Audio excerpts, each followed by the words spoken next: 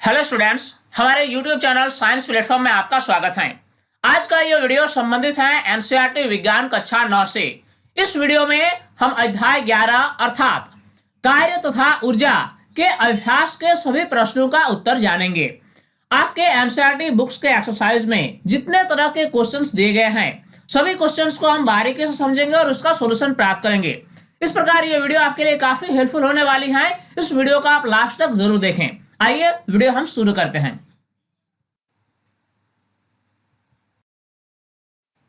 देखते हैं अभ्यास का पहला प्रश्न। निम्न सूचीबद्ध क्रियाकलापों को ध्यान से देखिए। अपने कार्य शब्द की व्याख्या के आधार पर तर्क दीजिए कि इनमें कार्य हो रहा है अथवा नहीं। इस प्रश्न में हमें कुछ कथन दिए जाएंगे। इन कथनों के आधार पर हमें यह बताना है कि क्या इसमें कार्य हो रहा है या नहीं। तो आइए देखते हैं इस प्रश्न में कौन कौन सा कथन दिया गया है। इस प्रश्न में दिया गया पहला कथन है, सुमा एक तालाब में तैर रही है। हमें बताना है कि क्या इस क्रियाकलाप में कार्य हो रहा है और अगर हो रहा है तो कैसे। तो आइए इसका हम उत्तर लिखते हैं।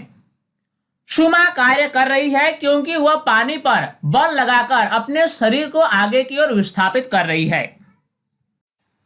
इसी प्रकार इस प्रश्न में अगला कथन दिया गया है, एक गधे ने अपनी पीठ पर बोझा उठा रखा है।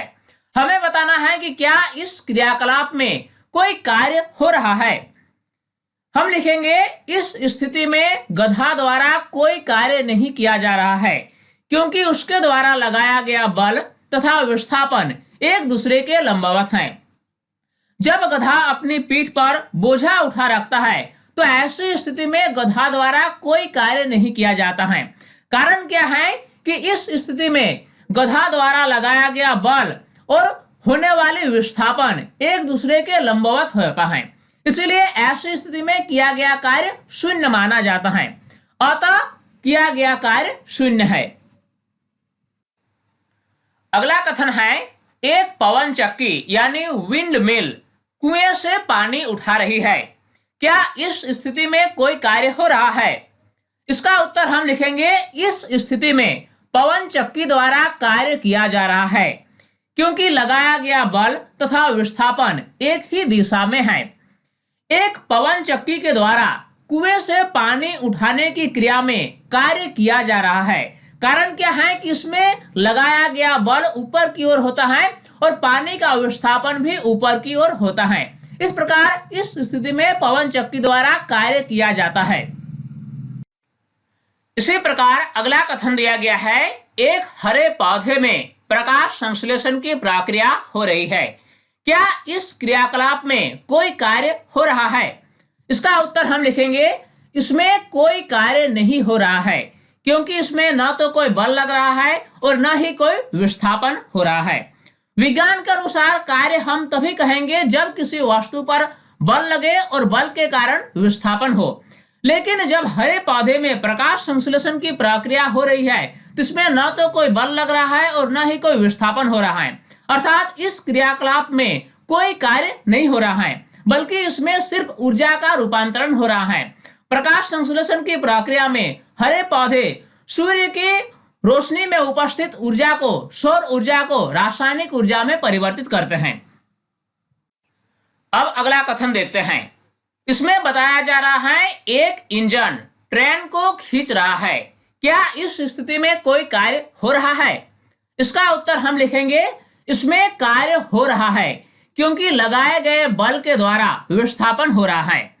जब ट्रेन का इंजन ट्रेन को खींच रहा होता है तो ऐसी स्थिति में इंजन के द्वारा कार्य किया जाता है क्योंकि लगाए गए बल के कारण ट्रेन में विस्थापन होता है और यह विस्थापन बल की दिशा में होता है, अर्थात इस स्थिति में किया गया कार्य होता है। अगला कथन है, अनाज के दाने सूर्य की धूप में सूख रहे हैं। इसका उत्तर होगा इसमें कार्य नहीं हो रहा है क्योंकि इसमें न तो कोई बल लग रहा है और न ही विस्थापन हो रहा है। इसी प्रकार आगे पूछा गया है, एक पाल नाव पवन ऊर्जा के कारण गतिशील है। क्या इस स्थिति में कोई कार्य हो रहा है। वास्तव में इसमें वायु द्वारा लगाए गए बल के कारण नाव का विस्थापन होता है। एक पाल नाव में ऐसा होता है कि वायु के द्वारा जो बल लगाया जाता है, इसी बल के कारण नाव में विस्थापन होता है। अर्थात हम कह सकते हैं कि इसमें वायु द्वारा कार्य किया जाता है, अतः कार्य हो रहा है। इस प्रकार इस प्रश्न में दिए गए सभी कथनों के बारे में हमने चर्चा किया। अब हम देखेंगे अभ्यास का प्रश्न संख्या 2। सबसे पहले हम देखेंगे प्रश्न संख्या 2 क्या बता रहा है। इसमें बताया जा रहा है एक पिंड को धरती से किसी कोण पर फेंका जाता है। यह एक वक्र पथ पर चलता है और वापस धरती पर आ गिरता है। पिंड के पथ के प्रारंभिक तथा अंतिम बिंदु एक ही क्षैतिज रेखा पर स्थित हैं। पिंड पर गुरुत्व बल द्वारा कितना कार्य किया गया। प्रश्न पर यह बताया जा रहा है कि एक पिंड को धरती से किसी कोण पर फेंका जाता है और यह देखा जाता है कि यह एक वक्र पथ पर चलकर वापस धरती पर आ जाता है। ऐसी स्थिति में पिंड का जो प्रारंभिक बिंदु है, यानी जिस बिंदु से फेंका गया, और अंतिम बिंदु यानी जहां पर वह पहुंचा, ये दोनों बिंदु एक ही क्षैतिज रेखा पर स्थित हैं। तो इस स्थिति में हमें बताना है कि पिंड पर गुरुत्व बल द्वारा कितना कार्य किया गया।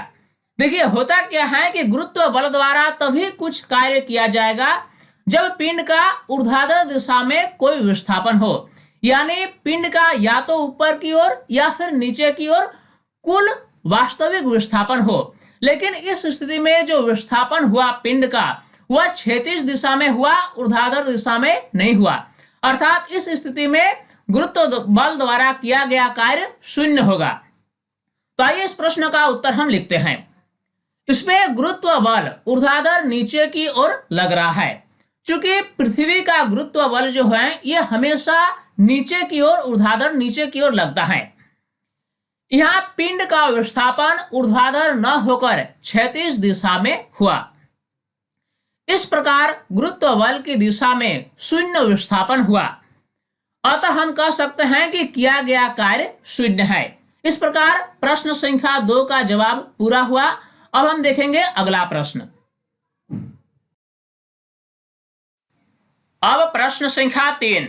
इसमें बताया जा रहा है एक बैटरी बल्ब जलाती है। इस प्रक्रम में होने वाले ऊर्जा परिवर्तनों का वर्णन कीजिए।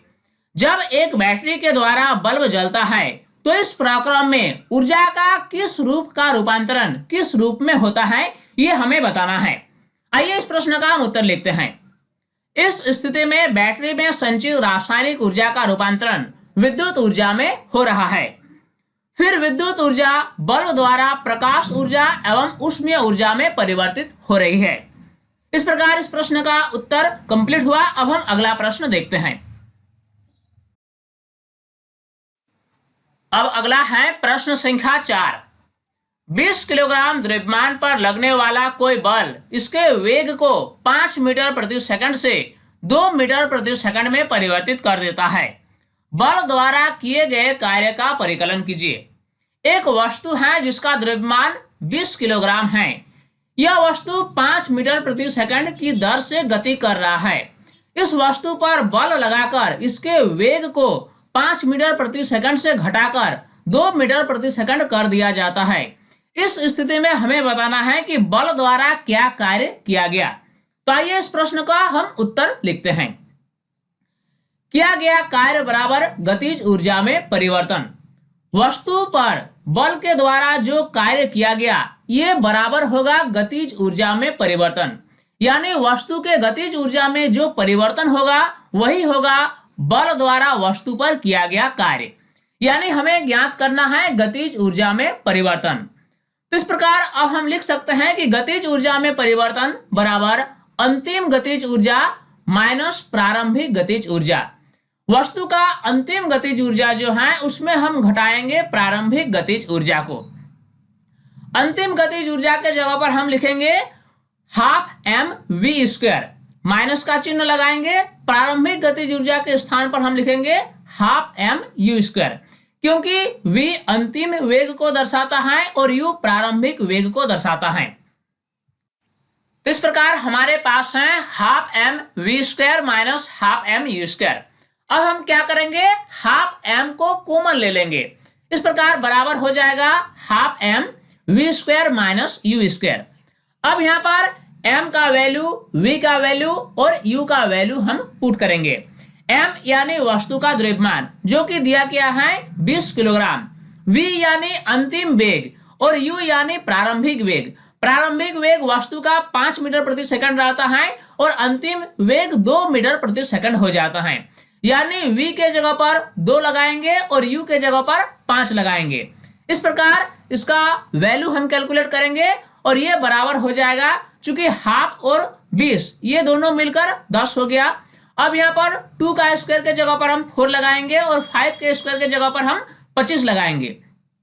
इस प्रकार इसका मान हो गया 10 गुना -21, यानी इसका वैल्यू जो होगा वो होगा -210 और ये जूल होगा क्योंकि किया गया कार्य का SI मात्रक जूल होता है।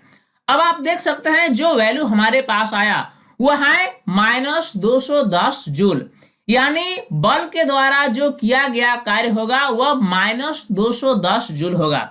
अब यहाँ पर एक पॉइंट इंपॉर्टेंट है कि जो वैल्यू हमारे पास आया वह नेगेटिव में आया, यानी माइनस में आया। माइनस साइन सिर्फ इतना बताता है कि बल जो लगता है वह वस्तु के गति के विपरीत दिशा में लग रहा है, इसीलिए वस्तु का वेग कम हो रहा है। चूंकि वस्तु का वेग पहले 5 मीटर प्रति सेकंड था, लेकिन बल लगाने के बाद वस्तु का वेग घटकर 2 मीटर प्रति सेकंड हो गया। अर्थात बल जो लग रहा है वस्तु पर वह उसके गति के विपरीत दिशा में लग रहा है, यानी वस्तु जो है वह अपना गतिज ऊर्जा खो रहा है। इस प्रकार जब किसी वस्तु पर किसी बल के द्वारा कोई कार्य किया जाए और गतिज ऊर्जा कम हो तो ऐसी स्थिति में ये वैल्यू माइनस में आएगा। अर्थात माइनस साइन जो है ऋणात्मक चिन्ह सिर्फ ये बताता है कि गतिज ऊर्जा घट रही है, यानी इसका उत्तर हम माइनस साइन को नेग्लेक्ट करके लिखेंगे। अतः हम कह सकते हैं कि इस स्थिति में किया गया कार्य 210 जूल है। अब हम अगला प्रश्न देखते हैं। अगला है प्रश्न संख्या 5। 10 किलोग्राम द्रव्यमान का एक पिंड मेज पर ए बिंदु पर रखा है, इसे बिंदु बी तक लाया जाता है। यदि ए तथा बी को मिलाने वाली रेखा क्षैतिज है तो पिंड पर गुरुत्व बल द्वारा किया गया कार्य कितना होगा? अपने उत्तर की व्याख्या कीजिए।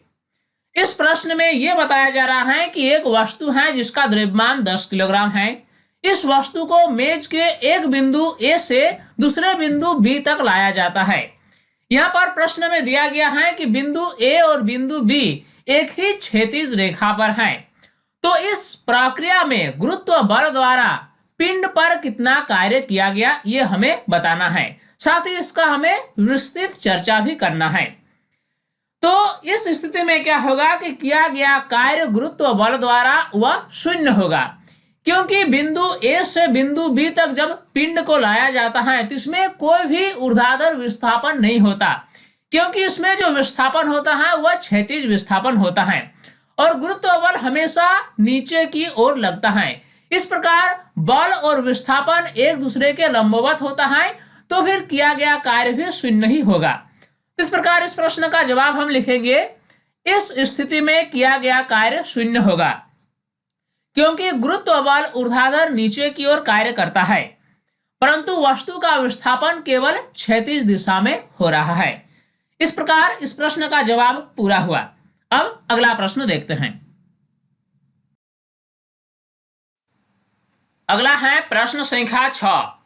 मुक्त रूप से गिरते एक पिंड की स्थितिज ऊर्जा लगातार कम होती जाती है, क्या यह ऊर्जा संरक्षण नियम का उल्लंघन करती है? कारण बताइए।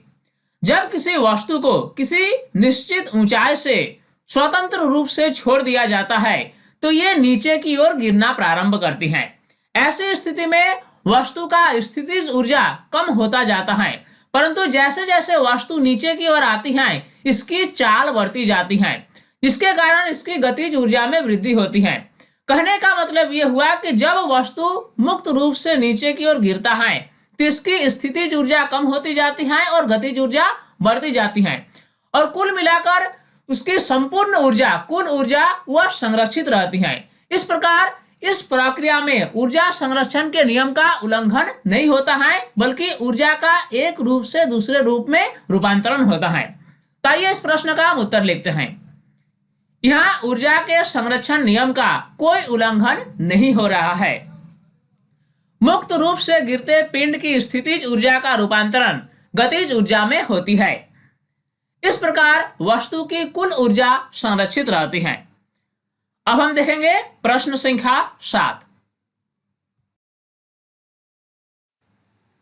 प्रश्न संख्या 7 में पूछा गया है, जब आप साइकिल चलाते हैं तो कौन कौन से ऊर्जा रूपांतरित होते हैं। जब हम साइकिल चलाते हैं तो पेशीय ऊर्जा का रूपांतरण गतिज ऊर्जा में होती है। जब हम साइकिल चलाते हैं तो हमें पेडल पर बल लगाना पड़ता है, जिसके कारण क्या होता है कि हमारे पेशीय ऊर्जा खर्च होती है और यह ऊर्जा साइकिल की गतिज ऊर्जा में परिवर्तित हो जाती है। यानी साइकिल चलाने के क्रम में पेशीय ऊर्जा का रूपांतरण गतिज ऊर्जा में होता है। अब अभ्यास का अगला प्रश्न, प्रश्न संख्या 8। जब आप अपनी सारी शक्ति लगाकर एक बड़ी चट्टान को धकेलना चाहते हैं तो इससे हिलाने में असफल हो जाते हैं, तो क्या इस अवस्था में ऊर्जा का रूपांतरण होता है। आपके द्वारा व्यय की गई ऊर्जा कहाँ चली जाती है। जब आप अपनी पूरी शक्ति लगाकर किसी बड़ी चट्टान को धकेलना चाहते हैं तो आप ऐसा पाते हैं कि इस कार्य में आप असफल हो जाते हैं, यानी चट्टान को आप धकेल कर विस्थापित नहीं कर पाते हैं। ऐसी स्थिति में ऊर्जा का रूपांतरण किस रूप से किस रूप में होता है। आपके द्वारा व्यय की गई ऊर्जा इस परिस्थिति में कहां चली जाती है, ये हमें बताना है। तो आइए इस प्रश्न का हम उत्तर लिखते हैं। इस अवस्था में ऊर्जा का रूपांतरण नहीं हो रहा है, क्योंकि हम चट्टान पर बल लगाते हैं परंतु चट्टान विस्थापित नहीं होती है, चट्टान के गतिज ऊर्जा में कोई परिवर्तन नहीं होता है, यानी ऊर्जा का कोई रूपांतरण नहीं होता है। हमारे द्वारा व्यय की गई ऊर्जा वस्तु के जड़त्व के विरुद्ध व्यय हो गई। अब हम देखेंगे अभ्यास का प्रश्न संख्या 9। किसी घर में एक महीने में ऊर्जा की 250 यूनिटें व्यय हुई। यह ऊर्जा जूल में कितनी होगी। इस प्रश्न में हमें 250 यूनिट को जूल में बदलना है। तो आइए इस प्रश्न को हम हल करते हैं। चूंकि एक यूनिट बराबर 1 किलोवाट आवर, किलोवाट आवर को ही यूनिट कहा जाता है, यानी 1 यूनिट ऊर्जा और 1 किलोवाट आवर ऊर्जा दोनों बराबर होता है। इस प्रकार हम लिख सकते हैं कि 250 यूनिट बराबर 250 किलोवाट आवर। अब हम क्या करेंगे, किलोवाट आवर को जूल में बदलेंगे। तो इसमें किलोवाट आवर का मान दिया हुआ है 250। 250 किलोवाट आवर को हमें जूल में बदलना है।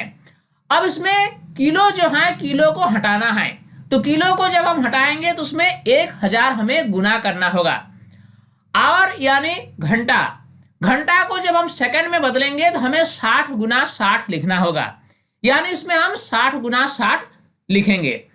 अब ये किलो भी हट गया और आवर जो है वह सेकंड में बदल गया। इस प्रकार इसका जो यूनिट होगा वह होगा वाट सेकंड, यानी इसमें वाट और सेकंड ही बचा हुआ रहा।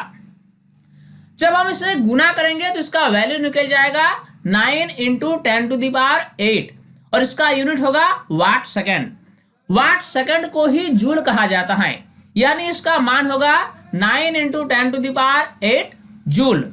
इस प्रकार हमने क्या पाया कि 250 यूनिट बराबर 9 × 10⁸ जूल। ये हमारा आंसर है। इस प्रकार इस प्रश्न का जवाब पूरा हुआ। अब हम अगला प्रश्न देखते हैं। अगला है प्रश्न संख्या 10। 40 किलोग्राम द्रव्यमान का एक पिंड धरती से 5 मीटर की ऊंचाई तक उठाया जाता है। इसकी स्थितिज ऊर्जा कितनी है। यदि पिंड को मुक्त रूप से गिरने दिया जाए तो जब पिंड ठीक आधे रास्ते पर है उस समय इसकी गतिज ऊर्जा का परिकलन कीजिए। यहाँ पर जी का मान हमें 10 मीटर प्रति सेकंड स्क्वायर लेना है। सबसे पहले हमें प्रश्न को समझना होगा। एक वस्तु है जिसका द्रव्यमान 40 किलोग्राम है। इस वस्तु को धरती की सतह से 5 मीटर की ऊंचाई तक उठाया गया। अब हमें बताना है कि इस स्थिति पर वस्तु का स्थितिज ऊर्जा क्या होगा। साथ ही साथ इसमें हमें यह भी पूछा गया है कि अगर वस्तु को उस ऊंचाई से मुक्त रूप से गिरने दिया जाए तो जब ये वस्तु ठीक आधे रास्ते पर होंगे उस समय इसकी गतिज ऊर्जा क्या होगी, ये भी हमें बताना है। तो आइए इस प्रश्न को हम हल करते हैं। स्थितिज ऊर्जा के लिए फॉर्मूला होता है mgh। m यानी वस्तु का द्रव्यमान, g यानी गुरुत्व त्वरण और h है ऊंचाई। तो सबसे पहले हमें स्थितिज ऊर्जा को निकालना है। m, g और h सभी का वैल्यू हम पुट करेंगे।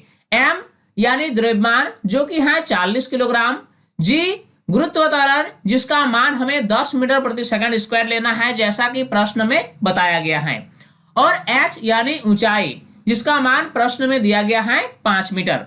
इस प्रकार इसका मान निकल गया 2000 जूल। जूल ऊर्जा का एसआई मात्रक है। इस प्रकार उस बिंदु पर वस्तु का स्थितिज ऊर्जा 2000 जूल निकला।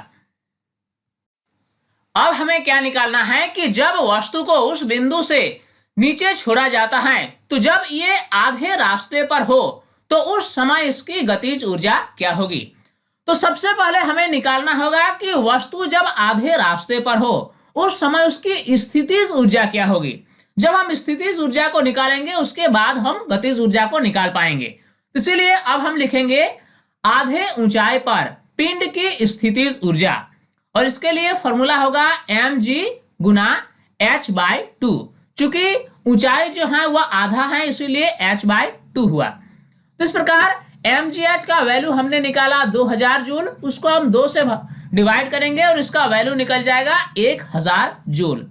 यानी जब वह वस्तु आधे ऊंचाई पर हो उस समय उसकी स्थितिज ऊर्जा 1000 जूल होगी। तो अब हम निकालेंगे शेष स्थितिज ऊर्जा का रूपांतरण गतिज ऊर्जा में हो जाती है। चूंकि जब वस्तु 5 मीटर की ऊंचाई पर हो तो उस टाइम उसका स्थितिज ऊर्जा 2000 जूल रहता है, लेकिन जब ये आधे रास्ते पर आ जाती हैं यानी आधे ऊंचाई पर आती हैं तो इसके पास स्थितिज ऊर्जा जो बचती है वह 1000 जूल बचती है। बाकी जो स्थितिज ऊर्जा है वह गतिज ऊर्जा में परिवर्तित हो जाती है जैसा कि ऊर्जा के संरक्षण सिद्धांत के अनुसार हमें पता चलता है। यानी अब हम लिखेंगे आधे रास्ते पर गतिज ऊर्जा बराबर 2000 माइनस 1000, यानी इसका वैल्यू निकल जाएगा 1000 जूल। इस प्रकार हम कह सकते हैं कि जब वस्तु आधे रास्ते पर हो उस समय उसकी गतिज ऊर्जा का मान 1000 जूल होगा। इस प्रकार इस प्रश्न का जवाब पूरा हुआ। अब हम अगला प्रश्न देखते हैं। अभ्यास का अगला प्रश्न है प्रश्न संख्या 11। इसमें पूछा गया है पृथ्वी के चारों ओर घूमते हुए किसी उपग्रह पर गुरुत्व बल द्वारा कितना कार्य किया जाएगा। अपने उत्तर को तर्कसंगत बनाइए। जब कोई उपग्रह पृथ्वी के चारों ओर घूमती है तो इस क्रम में पृथ्वी के गुरुत्व बल के द्वारा कितना कार्य किया जाता है यह हमें बताना है। तो आइए इस प्रश्न का हम उत्तर लिखते हैं। पृथ्वी के चारों ओर घूमते हुए किसी उपग्रह पर गुरुत्व बल द्वारा किया गया कार्य 0 होगा। वास्तव में क्या होता है कि जब कोई उपग्रह पृथ्वी के चारों ओर एक निश्चित कक्षा में चक्कर लगाती है तो इस क्रम में पृथ्वी के गुरुत्व बल के द्वारा कोई भी कार्य नहीं किया जाता है, यानी किया गया कार्य का मान 0 होता है। अब ये कैसे, आगे बढ़ते हैं आइए। क्योंकि किसी भी क्षण गुरुत्व बल की दिशा और गति की दिशा एक दूसरे के लंबवत होती हैं। अब जरा इससे हम चित्र के जरिए समझने का प्रयास करते हैं। मान लेते हैं कि ये एक वृत्ताकार कक्षा है जिसमें कोई उपग्रह पृथ्वी के चारों ओर चक्कर लगाती है। किसी भी क्षण अगर हम देखें तो जो उपग्रह है वह किसी खास बिंदु पर इस कक्षा में मौजूद होती है जैसा कि इस चित्र में दिखाया जा रहा है।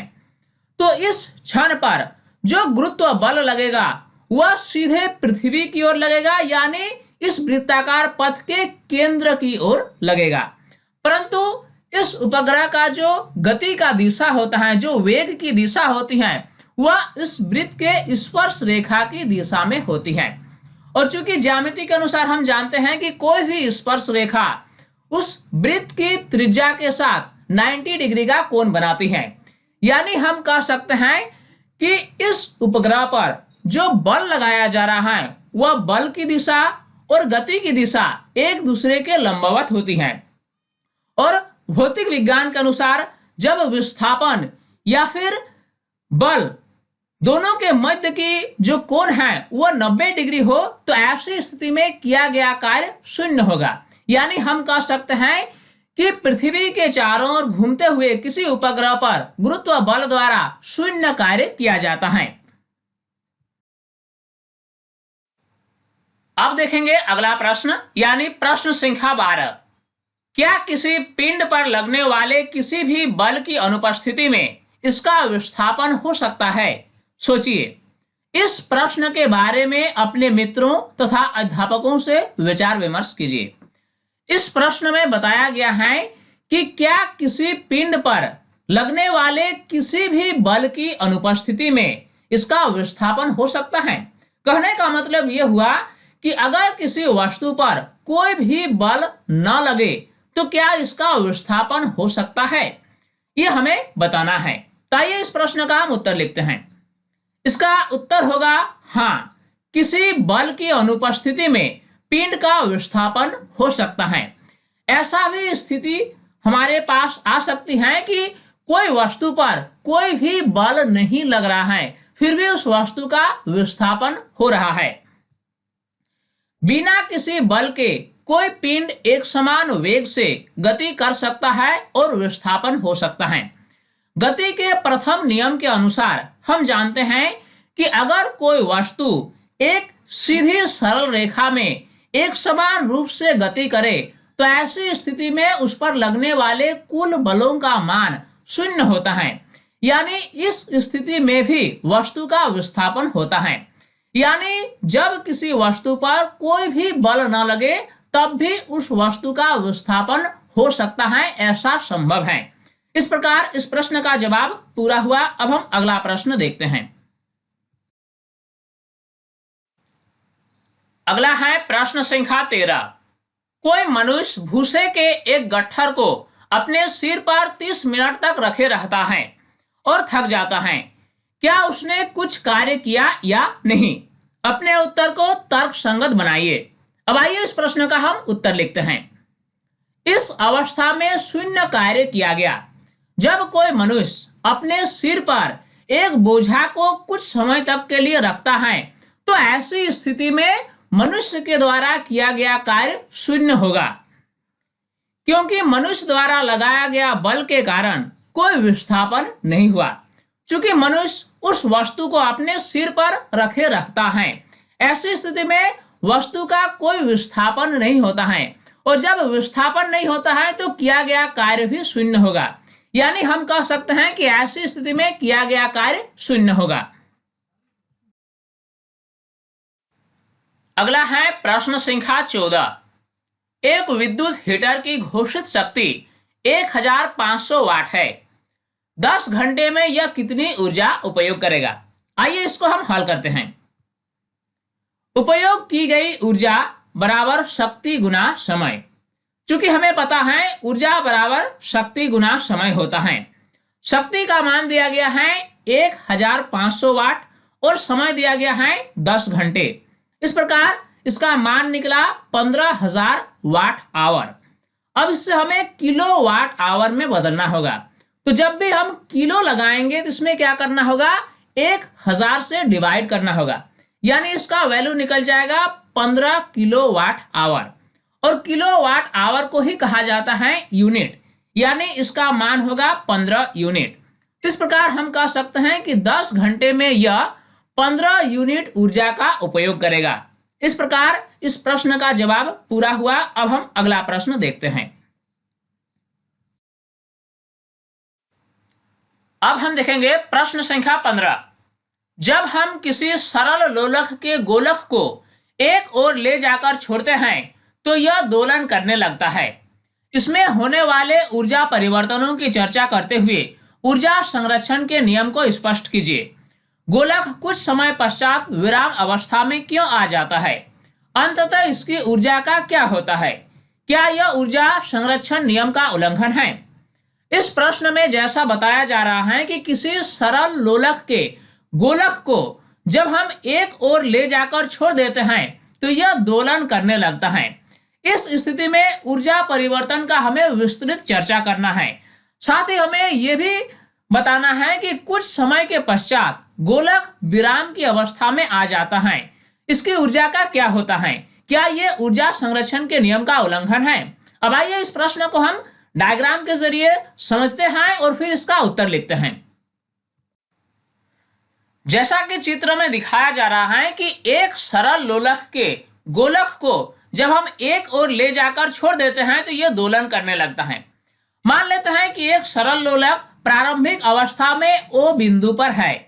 इसको हम खींचकर ए बिंदु तक ले आए और फिर उसको छोड़ दिए। तो जब हम इसे ए बिंदु पर लेकर छोड़ दिए तो फिर ये ए से ओ पहुंचता है, ओ से बी, बी से ओ और फिर ओ से ए। इस प्रकार करके ये दोलन करने लगता है। इस स्थिति में हमें ऊर्जा परिवर्तन के बारे में विस्तार से चर्चा करना है।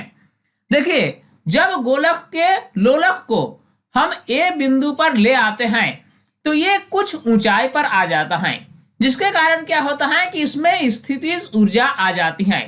फिर जब इससे हम ए बिंदु से छोड़ते हैं तो ये धीरे धीरे ओ तक पहुंचता है।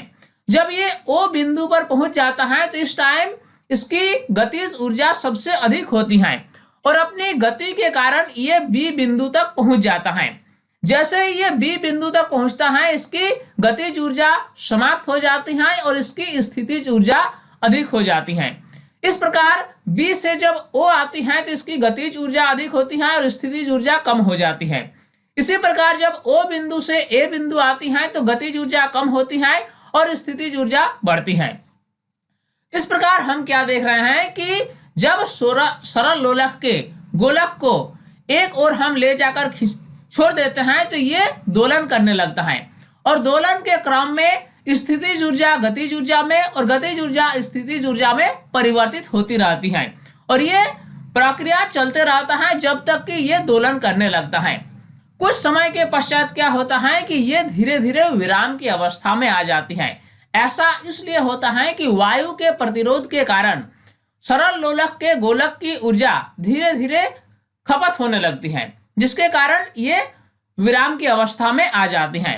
तो ये जो है ये ऊर्जा के संरक्षण सिद्धांत का उल्लंघन नहीं है। अब हम इसका उत्तर लिखते हैं। जब हम गोलक को एक ओर खींचते हैं और उससे दोलन करने देते हैं तो ऊर्जा का एक रूप से दूसरे रूप में परिवर्तन होता रहता है। यहाँ कुल ऊर्जा संरक्षित होता है और ऊर्जा संरक्षण के नियम का पालन होता है। जब लोलक को एक ओर खींचकर ए बिंदु तक लाया जाता है तो इसमें स्थितिज ऊर्जा के रूप में ऊर्जा संचित होता है। जैसे जैसे यह मध्य बिंदु ओ की ओर जाता है स्थितिज ऊर्जा का रूपांतरण गतिज ऊर्जा में होने लगता है। पुनः जब लोलक ओ बिंदु से बिंदु बी की ओर आने लगता है तो गतिज ऊर्जा का रूपांतरण स्थितिज ऊर्जा में होने लगता है। इसी प्रकार बिंदु बी से ओ की तरफ आने पर स्थितिज ऊर्जा गतिज ऊर्जा में बदलने लगता है। परंतु वायु के प्रतिरोध के कारण लोलक की ऊर्जा का लगातार ह्रास होता रहता है और अंततः यह विराम की अवस्था में आ जाता है। इस प्रकार कुल ऊर्जा संरक्षित रहती है और इस प्रकार वायु के प्रतिरोध के कारण जो ऊर्जा का ह्रास होता है यह वातावरण में चली जाती है। इस प्रकार इस प्रश्न का जवाब पूरा हुआ। अब हम अगला प्रश्न देखते हैं। अब प्रश्न संख्या 16। m द्रव्यमान का एक पिंड एक नियत वेग v से गतिशील है। पिंड पर कितना कार्य करना चाहिए कि यह विराम अवस्था में आ जाए? जैसा कि हम जानते हैं कि किया गया कार्य बराबर गतिज ऊर्जा में परिवर्तन। इस प्रकार हम लिख सकते हैं कि किया गया कार्य बराबर गतिज ऊर्जा में परिवर्तन। चूंकि वस्तु को विरामावस्था में लाने के लिए उसके गतिज ऊर्जा के बराबर कार्य करना पड़ेगा। चूंकि वस्तु गतिशील है, इसको हमें विराम की अवस्था में लाना है। इसके लिए हमें कुछ कार्य करना पड़ेगा ताकि उसका गतिज ऊर्जा खर्च हो जाए और वह विराम की अवस्था में आ जाए, यानी किया गया कार्य बराबर उसकी गतिज ऊर्जा होगी। इसलिए हम कह सकते हैं कि किया गया कार्य बराबर गतिज ऊर्जा यानी हाफ एम वी स्क्वायर। इस प्रकार इस प्रश्न का जवाब पूरा हुआ। अब हम अगला प्रश्न देखते हैं। अब आइए देखते हैं प्रश्न संख्या 17। 1500 किलोग्राम द्रव्यमान की कार को जो 60 किलोमीटर प्रति घंटा के वेग से चल रही है, रोकने के लिए किए गए कार्य का परिकलन कीजिए। एक कार है जिसकी द्रव्यमान 1500 किलोग्राम है। इसकी वेग दिया गया है 60 किलोमीटर प्रति घंटा। ये इस वेग से गति कर रही है। इस कार को रोकने के लिए लगाए गए बल के द्वारा कितना कार्य करना पड़ेगा? तो इसके लिए हमें क्या निकालना है कि किया गया कार्य, और ये बराबर होता है गतिज ऊर्जा में परिवर्तन, यानी इसकी प्रारंभिक गतिज ऊर्जा और अंतिम गतिज ऊर्जा को निकालेंगे और फिर गतिज ऊर्जा में परिवर्तन को निकालेंगे, वही होगा किया गया कार्य। सबसे पहले हम लिखेंगे ज्ञात है कि इस प्रश्न में क्या हमें ज्ञात है। दिया गया है m is equal to 1500 kilogram. Car की जो द्रव्यमान है वह है 1500 किलोग्राम। इसके बाद दिया है कार का प्रारंभिक वेग यानी u, जो कि 60 किलोमीटर प्रति घंटा दिया गया है। चूंकि ये किलोमीटर प्रति घंटा में दिया गया है, इससे हमें मीटर प्रति सेकंड में व्यक्त करना है ताकि हमारा कैलकुलेशन आसान हो। तो बराबर हम लिखेंगे और मान दिया गया है क्या 60 जैसा है उसको वैसे ही लिखेंगे। जो किलोमीटर है इसको हमें मीटर में बदलना है, तो मीटर में बदलने के लिए इससे हमें 1000 से मल्टीप्लाई करना होगा। अब डिवाइड हमें h दिया गया है यानी आवर दिया गया है, आवर को हमें सेकंड में बदलना होगा, तो इसमें नीचे हमें लिखना होगा 60 गुना 60। इस प्रकार इसका मात्रक होगा मीटर प्रति सेकंड। जब इसको हम सॉल्व करेंगे तो ये हो जाएगा 50/3 मीटर पर सेकंड, यानी कार का जो प्रारंभिक वेग है वह 50/3 मीटर पर सेकंड है। अब हम निकालेंगे किया गया कार्य, जो कि बराबर होगा गतिज ऊर्जा में परिवर्तन, और गतिज ऊर्जा में परिवर्तन बराबर होगा अंतिम गतिज ऊर्जा माइनस प्रारंभिक गतिज ऊर्जा। अंतिम गतिज ऊर्जा के जगह पर हम लिखेंगे half m v square, minus का चिन्ह लगाएंगे, और प्रारंभिक गतिज ऊर्जा के स्थान पर हम लिखेंगे हाफ एम यू स्क्वायर, क्योंकि यू प्रारंभिक वेग को दर्शाता है और वी अंतिम वेग को दर्शाता है। अब v यानी अंतिम वेग, चूंकि कार अंत में जाकर रुक जाती है यानी v का मान अंत में जाकर शून्य हो जाता है, इसीलिए हाफ एम वी स्क्वायर के स्थान पर हम शून्य लगाएंगे। माइनस देने के बाद हाफ एम यू स्क्वायर जैसा है उसको वैसे ही लिखेंगे। इस प्रकार इसका मान हो गया minus half m u square, यानी जो कार्य होगा वह होगा minus half m u square. ये बराबर क्या होगा, माइनस हाफ जैसा है उसको वैसे ही लिखेंगे। m के जगह पर जो द्रव्यमान दिया गया है कार का वह है 1500, वह बैठाएंगे। u का मान हमने क्या निकाला 50/3, यानी कार का जो प्रारंभिक वेग है मीटर प्रति सेकंड में वह है 50/3, और इसका स्क्वायर हमें करना है जैसा कि दिखाया जा रहा है। बराबर हम लिखेंगे माइनस हाफ गुना 1500 गुना 50/3 गुना 50/3। तो इस प्रकार इसका वैल्यू निकल जाएगा -2.08 इंटू 10⁵ जूल। जूल क्या है, ये कार्य का एसआई मात्रक है। चूंकि हम कार्य को निकाल रहे हैं इसीलिए इसका जो मात्रक होगा वह जूल होगा। इस प्रकार हम कह सकते हैं कि कार पर किया गया कार्य बराबर -2.08 इंटू 10⁵ जूल। चूंकि ये नेगेटिव साइन ये बताता है कि कार की गतिज ऊर्जा घट रही है, क्योंकि कार को रोकने के लिए जो बल लगाया जा रहा है वह बल कार के गति के विपरीत दिशा में लगाया जा रहा है, यानी नेगेटिव साइन सिर्फ इतना ही बताती है कि गतिज ऊर्जा घट रही है। तो हम लिख सकते हैं कि यहाँ ऋणात्मक चिन्ह सिर्फ यह दर्शाता है कि गतिज ऊर्जा घट रही है। अगर हम ऋणात्मक साइन को छोड़ के बात करें तो हम लिख सकते हैं कि किया गया कार्य बराबर 2.08 इंटू 10⁵ जूल। इस प्रकार इस प्रश्न का जवाब पूरा हुआ। अब हम अगला प्रश्न देखते हैं। अगला है प्रश्न संख्या 18। निम्न में से प्रत्येक स्थिति में m द्रव्यमान के एक पिंड पर एक बल लग रहा है। विस्थापन की दिशा पश्चिम से पूर्व की ओर है, जो एक लंबे तीर से प्रदर्शित की गई है। चित्रों को ध्यानपूर्वक देखिए और बताइए कि किया गया कार्य ऋणात्मक है, धनात्मक है या शून्य है। इस प्रश्न में हमें कुछ चित्र दिए जाएंगे। इन सभी चित्रों के आधार पर हमें यह बताना है कि किया गया कार्य क्या ऋणात्मक है या धनात्मक है या शून्य है। पहला चित्र यह है कि एक वस्तु है और इस वस्तु पर जो बल लग रहा है वह सीधा ऊपर की ओर लग रहा है, लेकिन इसका विस्थापन क्षैतिज हो रहा है और वह पश्चिम से पूरब की ओर हो रहा है। यह पहली स्थिति है। इसमें हमें बताना है कि किया गया कार्य ऋणात्मक होगा, धनात्मक होगा या शून्य होगा। दूसरी स्थिति दिया गया है कि एक वस्तु है, इस वस्तु पर जो बल लग रहा है उसको चित्र के द्वारा दिखाया जा रहा है और इस वस्तु पर F बल लग रहा है, परंतु इसमें जो विस्थापन हो रहा है उसको लंबे तीर के द्वारा दिखाया जा रहा है। इसमें क्या होगा? इसमें ऋणात्मक कार्य होगा, धनात्मक कार्य होगा या शून्य कार्य होगा। इसी प्रकार अगला चित्र है कि एक वस्तु है, इस वस्तु पर बल इस दिशा में लग रहा है और विस्थापन इस दिशा में हो रहा है। इन तीनों स्थितियों के लिए हमें बताना है कि किया गया कार्य पॉजिटिव है, नेगेटिव है या फिर जीरो है। तो आइए इसको हम हल करते हैं।